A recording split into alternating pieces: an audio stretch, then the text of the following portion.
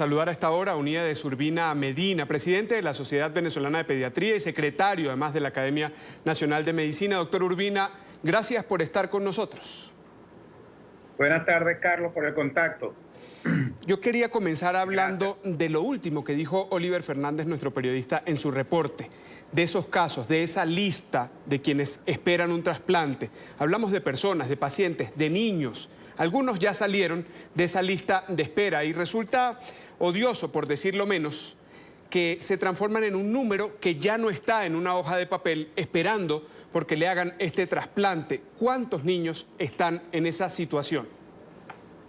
Así es, Carlos. Lastimosamente, pues aparentemente para el Estado venezolano se convierten en 4 números o en 5 números, cuando en realidad son 5 pacientes, son 5 niños venezolanos que vieron truncado su futuro, que dejan a una familia devastada. Por mucho que ustedes vean en el sepelio del niño cantos de cumpleaños y tambores, esa es una forma tal vez de sublimar el dolor. Y quedan 26 niños y les aseguro que se van a ir sumando más niños a esa lista, porque no se están haciendo en Venezuela los tratamientos de forma adecuada, no desde ahorita por el famoso bloqueo como quiere hacer creer el gobierno venezolano. Tenemos más de 5 o 6 años denunciando a las sociedades científicas, el servicio de hematología del Hospital de Niños J.M. Los Ríos, que no están llegando los tratamientos antineoplásicos de forma completa, ni los que deben ser. Hay un déficit aproximado del 75% de las drogas antineoplásicas, y entonces a la mamá, cuando llega buscando ayuda y solución a su problema para su hijo, hay que informarle que no hay los medicamentos indicados de primera línea, sino que hay que ponerles lo que hay en el hospital. Eso evidentemente ha hecho que la evolución y la permanencia de estos pacientes en el hospital, además de alargarse, pues por supuesto tenemos este saldo luctuoso que ya van 4 niños de este trasplante, de esta lista que deben ir a hacer trasplante.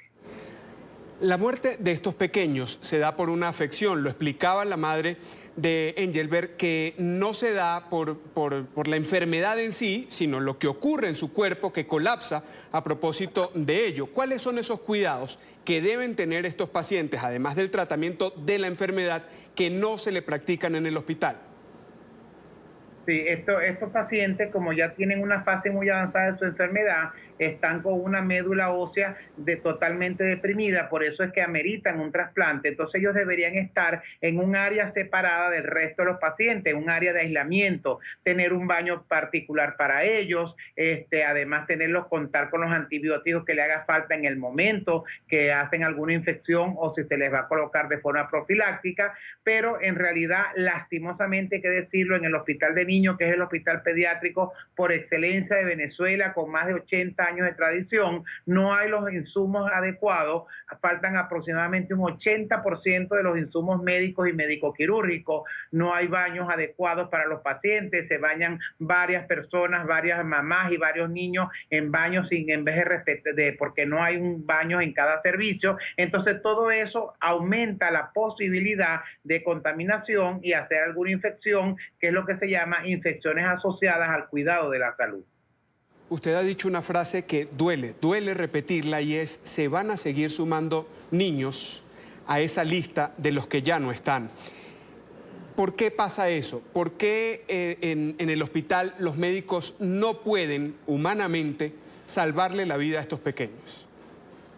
Porque no tenemos las condiciones adecuadas en este principal centro pediátrico en Venezuela, no solo en Caracas. Nosotros somos referencia para los 22 estados del país, porque no tenemos una infraestructura adecuada, porque no se han hecho las reparaciones en el tiempo adecuado, ni con las condiciones que marca la norma nacional de hospitales. No hay, como les decía, hay un déficit de 80% de medicamentos, y específicamente en los quimioterápicos hay un 75% de déficit. Hay falta de insumos médico-quirúrgicos, lo que significa catéteres, gasas, todo lo que le hace falta a un paciente. Incluso, Carlos, con mucha vergüenza hay que decirlo, en el Hospital de Niños, como en casi todos los hospitales de Venezuela, no hay una dieta específica que ameritan nuestros pacientes. Hay comida, tubérculos, papa, arroz, pero proteínas prácticamente no se les da, porque el gobierno venezolano, los directores de hospitales, aducen que no tienen dinero para comprar la comida. Entonces, inclusive, hasta desnutrición intrahospitalaria día estamos viendo porque no se les puede dar una dieta adecuada a nuestros pacientes. Esto da mucha vergüenza decirlo, pero es la realidad que está pasando puertas adentro en el principal centro pediátrico del país y así como en casi todos los hospitales dependientes del Ministerio Popular para la Salud. JM de los Ríos, que incluso fue referencia no solo para los 22 estados del país, además de Caracas. Estamos hablando de que era referencia para toda la región, para América Latina, en los años en los que prestaban un servicio óptimo. Y ahora, a lo que usted hace referencia de la alimentación, escuchábamos el testimonio esta semana también de una de las madres, no solo el testimonio, lo mostraba. Mostraba un envase en el que le llevaron la comida a su hijo y era solo una arepa, sin ningún acompañante, una pasta sin ningún tipo de acompañante para el almuerzo. Incluso decía, la cena a veces no llega. ¿Cómo, si usted puede describirnos cómo pasan los días de hospitalización estos pequeños que están allí en espera de ese milagro de tener un trasplante de órgano? Sí, terrible, con mucha angustia, porque cuando se van reportando los fallecimientos, la familia que tiene a su paciente vivo en un hospital, por supuesto se asusta y en cualquier momento sienten que la espada de Damocles va a caer sobre la cabeza de sus hijos. Entonces es una cosa terrible. Además es un hospital que, si bien es un hospital de niños, que debería ser un hospital para niños, no hay un parque donde ellos pueden hacer tener un rato de recreación. Por lo menos tenemos una escuela intrahospitalaria que las maestras pueden subir y mantener la escolaridad. No hay televisión porque el flujo eléctrico en Venezuela es muy irregular y no se permite tener televisión en los cuartos de los pacientes para que se distraigan. Entonces es una forma muy triste, porque además pasan meses en el hospital este tipo de pacientes, así como los pacientes nefrópatas, los pacientes con HIV, y entonces es una espera angustiante con unas condiciones que no son las más adecuadas para ningún paciente, pero menos específicamente para estos pacientes de larga estancia en nuestros hospitales. Doctor, ¿qué le dicen a usted como representante de la Sociedad Venezolana de Pediatría, los médicos? ¿Cuál es la situación que ellos viven en el momento en el que se sienten frustrados por no poder prestar un servicio adecuado?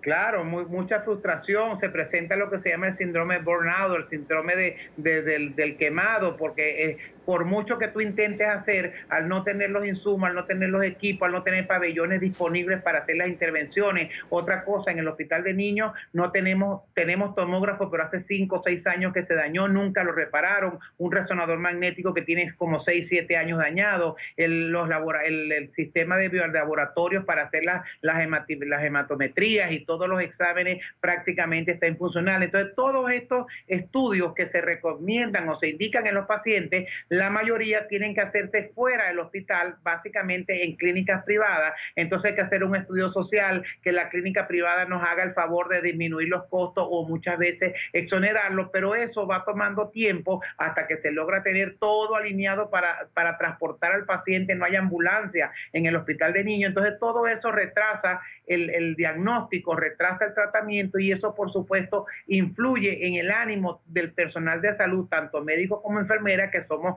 quienes estamos más en contacto con los pacientes, y eso se estimula, eso hace que el personal vaya a trabajar con desagrado a pesar de las condiciones, y por supuesto con unos sueldos que apenas escasamente llegan a $17 al mes, lo que gana un médico aquí en Venezuela. Usted dice, esto toma tiempo, pero tiempo es lo que no tienen estos pequeños que están esperando ese milagro para vivir. Exactamente, y tiempo es lo que no tienen, y cada día que pasa es un día menos que se les puede contar en una vida útil a esos pacientes. Y ustedes a lo mejor se preguntarán por qué no se hacen los trasplantes en Venezuela, porque hace 3 años en Venezuela el gobierno nacional decidió de forma unilateral suspender el programa de procura y donación de órganos. Entonces todos los pacientes pendientes o que estaban a la espera de un trasplante en Venezuela se quedaron a la buena de Dios, y estos casos específicamente de la médula ósea tienen además la condición de que no tienen en Venezuela un donante compatible en su núcleo familiar, por lo tanto tienen que ser trasladados a Italia porque allí están los donantes, aunque no sean compatibles, tienen la posibilidad de donar, pero también por una deuda del gobierno venezolano con el gobierno italiano de más de 2 años, de 9 millones de euros, el programa también está suspendido. Y aunado a eso, Carlos, cuando ya hay gente solidaria de la sociedad civil, empresas privadas que están dispuestos a ayudar a estos pacientes, viene otro grave problema, que en Venezuela para obtener un documento de viaje como es el pasaporte, puedes pasar meses tratando de introducir tus datos en una página de internet que prácticamente no funciona. Entonces la mayoría de estos niños, estas niñas y los mamás no tienen un pasaporte cuando debería ser por medida humanitaria el Sistema Nacional de Pasaporte Venezolano otorgarle los pasaportes express para cuando se presente el momento de viajar a Italia. Pero eso quiere decir que si se tiene que hacer en el extranjero, no hay una posibilidad, es decir, estos 26 que están esperando en esa lista por un trasplante de médula ósea, ¿no van a tener la posibilidad de un trasplante estando en Venezuela? No, porque estando en Venezuela, porque aquí no se está haciendo y además no tienen, muchos de ellos no tienen pasaporte y es otro clamor que estamos haciendo desde el hospital al gobierno nacional que tome carta en el asunto y haga un operativo especial y le asigne los pasaportes y no los pongan a hacer esa fila interminable en internet, porque además en el hospital de niños no hay internet ni para los médicos. ¿Cómo una mamá te va a estar metiendo de madrugada en una laptop que no tiene, en un sistema que puede pasar meses para que le otorguen un pasaporte a cualquier ciudadano venezolano? Y además teniendo el pasaporte, un viaje a Italia, tomando en cuenta que no tienen la posibilidad de costear en lo privado los exámenes a los que usted hacía referencia, pues costear un viaje a Italia parecería imposible para estas personas. Así mismo es, tal cual. Ahora, antes de despedirlo, quería consultarle algo. Mucha angustia en la familia. Sí. Perdón, dígame. Consultarle sobre la ayuda humanitaria. Ingresaron 24 toneladas de ayuda humanitaria a Venezuela. Se prometió con la Cruz Roja Internacional que estos insumos médicos y medicinas iban a llegar hasta los pacientes. Recientemente se vio la llegada anunciada por el régimen de Nicolás Maduro de otro lote de asistencia más. ¿Eso se ha visto en los hospitales públicos en Venezuela?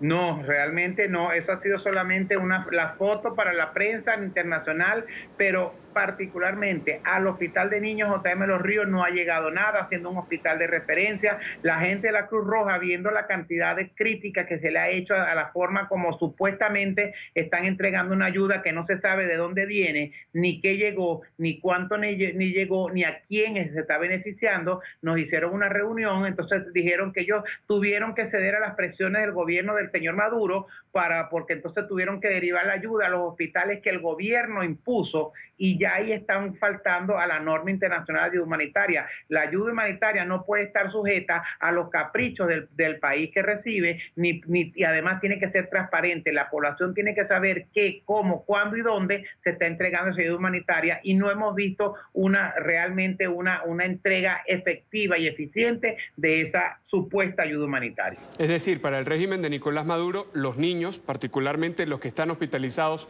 en el JM de Los Ríos, no son prioridad. Lastimosamente ellos no producen votos, ellos no producen votos ni van a las marchas convocadas por el oficialismo.